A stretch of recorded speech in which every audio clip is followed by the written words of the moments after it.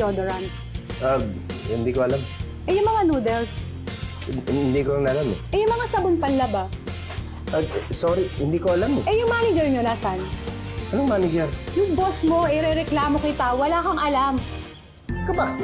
Uy, yun naman ako nagtatamag.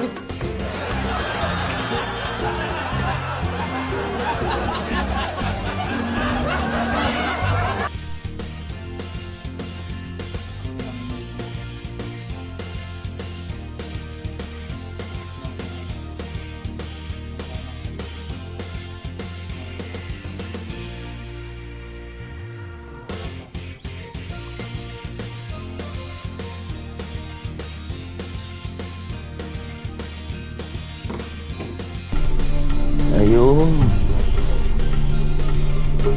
Kung kayo nagpapakamatay dahil sa pera sa koleksyon sa proteksyon, ako hindi. Kung gusto ninyo, inyo na.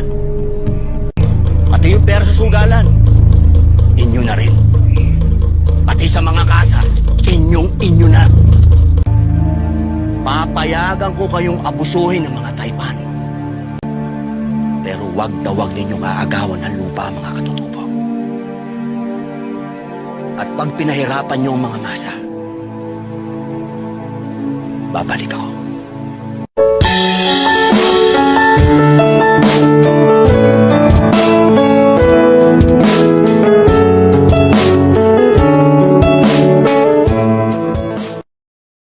Bago mo ako nakilala, nagtatrabaho na ako dyan sa network na yan, okay? Aba, hindi mo naman sinabi sa akin na hindi asawang hinahanap mo, no? Ang hinahanap mo, isang babaeng papalit sa nanay mo at sa yaya mong mahadera. Hindi ka marunong makinig!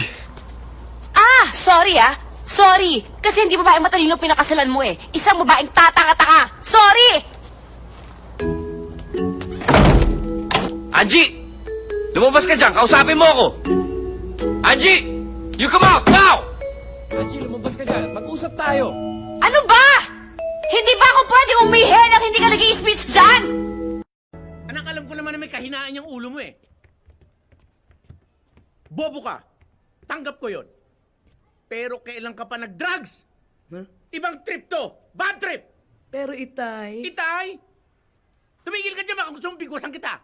Kabatch mo ako sa high school, Itay? Sandali, be.